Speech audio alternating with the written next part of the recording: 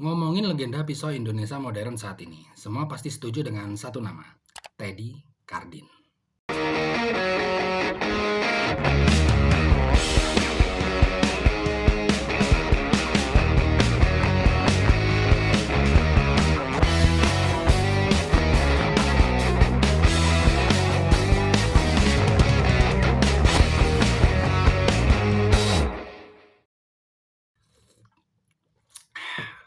Assalamualaikum pemirsa, balik lagi di channel Dapur Rencep, yoi. Oke, di kesempatan kali ini gue mau ucapin dulu selamat tahun baru buat semuanya. Semoga di tahun ini dan ke depan bisa jadi lebih baik. Berkah selalu dan sehat-sehat semuanya. Amin. Yap, kalau ngomongin legenda pisau di Indonesia, khususnya di era modern saat ini, nggak terlepas dari satu nama brand pisau yang udah gue spill di awal tadi. Yap, Teddy Cardin. Kenapa sampai melegenda? Bukan tanpa alasan pisau-pisau Teddy Cardin banyak digemari oleh para kolektor pisau di Indonesia, bahkan sampai ke level pejabat TNI. Ini nggak terlepas dari sosok dan histori seorang Teddy Cardin itu sendiri. Buat yang belum tahu Teddy Cardin, berikut sedikit profilnya yang berkaitan dengan pisau. Cekidot. Teddy Sutadi Cardin adalah pendiri perusahaan dengan nama T. Cardin Pisau Indonesia yang merupakan seorang sarjana teknik geologi di Institut Teknologi Bandung. Kecintaannya dengan alam sudah terlihat sejak ia kecil, lahir di Bandung Utara yang berbukit dan dikungkungi deretan gunung yang menjadi tempat ia bermain sekaligus ajang menempa diri.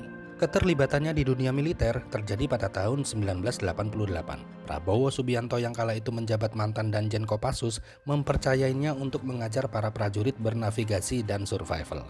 Karena pada saat itu navigasi masih merupakan hal yang sulit di kalangan militer kita. Banyak operasi militer kita yang sukses pada saat itu, dan karena sumbangsi tersebut yang akhirnya Teddy Cardin dinobatkan sebagai warga kehormatan Komando Pasukan Khusus atau Kopassus. Sebagai seorang geolog yang sudah menjelajahi Nusantara sejak tahun 76, dalam setiap kegiatan tersebut Teddy Cardin selalu ditemani oleh dua bilah pisau yang dikaguminya.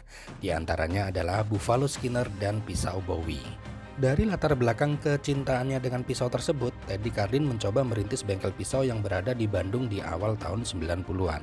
Dengan kerja keras dan eksperimen yang tiada henti, ia berusaha untuk membuat pisau dengan kualitas tinggi. Dan hasil kerja keras tersebut nggak sia-sia. Dalam waktu beberapa tahun, pisau-pisau Teddy Cardin dikenal luas oleh pecinta pisau dan mendapat pengakuan terutama soal kualitas, ketajaman, kekuatan, keindahan, dan kerapihan. Saat ini, bengkel pisau Teddy Cardin telah memiliki sekitar 40 karyawan yang mampu memproduksi kurang lebih 300 bilah pisau dalam satu bulan. Banyak varian pisau yang diproduksi di bengkel tersebut, mulai dari bilah-bilah tradisional Indonesia sampai ke pisau-pisau modern. Untuk bahan atau material, T. Cardin saat ini banyak menggunakan bahan seperti O1, D2, 440C, ATS sampai 34 standar IC atau American Iron and Steel Institute, serta baja Damaskus yang sudah dikenal luas oleh pecinta pisau.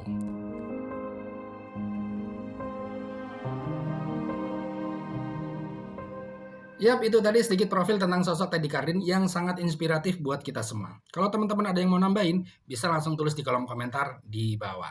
Dan sekarang kita lanjut ngomongin project di episode kali ini. Di project kali ini gue dapat orderan dari customer baru untuk bikinin sarung kulit untuk pisau Teddy Cardin. Kayak gimana pisaunya? Nih gue kasih birol.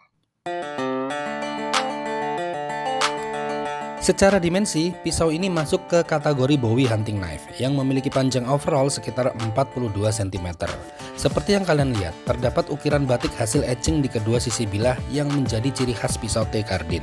Ya, walaupun nggak semua ya pisau T. Cardin yang memakai ukiran di bilah.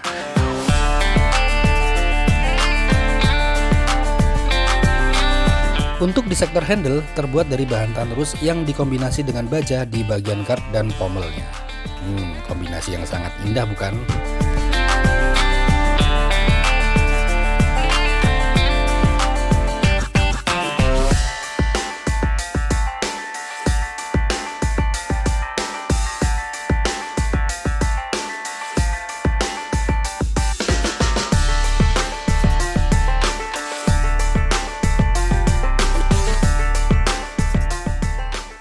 Yap, itu tadi spek dan detail pisau di project kali ini yang bisa sedikit gue spill ke kalian. Untuk konsep sarkulnya nggak ada request khusus dari si owner. Jadi soal desain sarkul semuanya diserahin ke gue.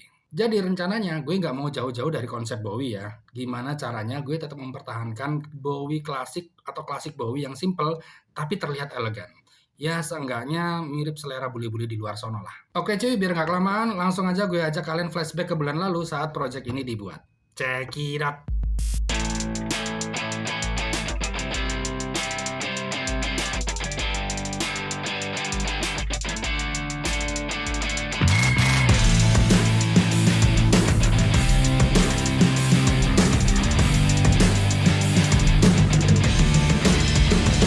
Proses awal yang gue lakuin adalah menggambar sketsa pola. Ini bertujuan untuk menentukan dimensi ukuran yang fix sesuai konsep sarkulnya, agar nanti pas udah jadi nggak kedodoran, nggak kekecilan.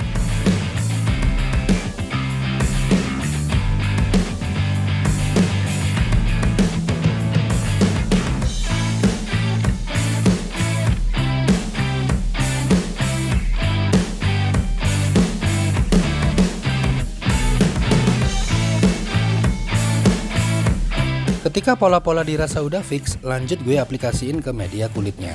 Di sini gue pakai vektan ukuran 3 mili.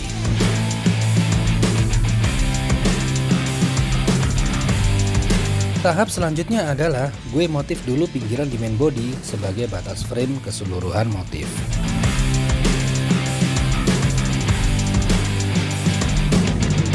Langsung masuk ke proses pengecatan. Gue cat dulu seluruh permukaan body sarkulnya, baik depan dan belakang, menggunakan acrylic emulsion paint warna hitam sebagai base colornya. Yang kemudian gue timpa dengan letter paint warna coklat sebagai laminasinya. Di sektor layer, gue pilih bahan kulit bulu. Pertimbangannya adalah menyesuaikan handle pisaunya yang terbuat dari tanrus atau tanduk rusa. Jadi kesannya biar konsep pisau dan sarkulnya ini nyambung gitu cuy. Ya walaupun ini bulu kambing, setidaknya mirip lah sama bulu rusa. Untuk proses layer atau inlay yang menggunakan kulit bulu sedikit lebih ribet kayak gini ya. Bagian yang akan dilem, bulunya harus ditipisin dulu agar hasilnya maksimal. Kalau pakai gunting clipper, harusnya bisa lebih cepat sih. Proses selanjutnya, gue finishing bagian layer.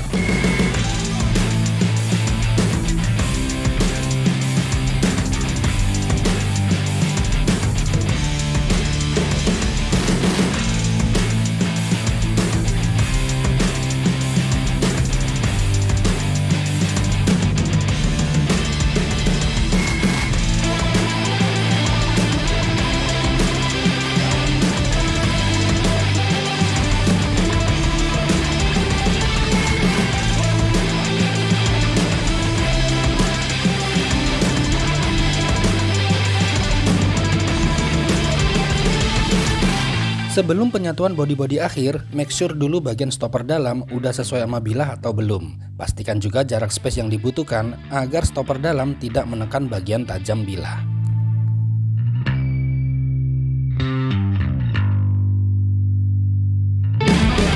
Lanjut ke penyatuan main body.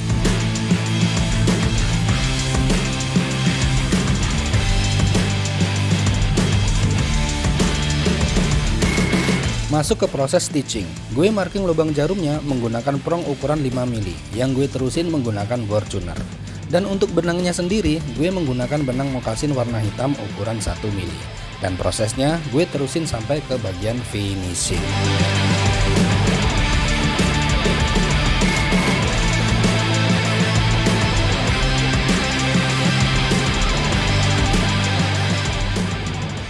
Yap, setelah proses pengerjaan selama 2 hari kerja, maka project sarkul pisau Teddy Cardin kali ini gue nyatain selesai. Kayak gimana hasilnya?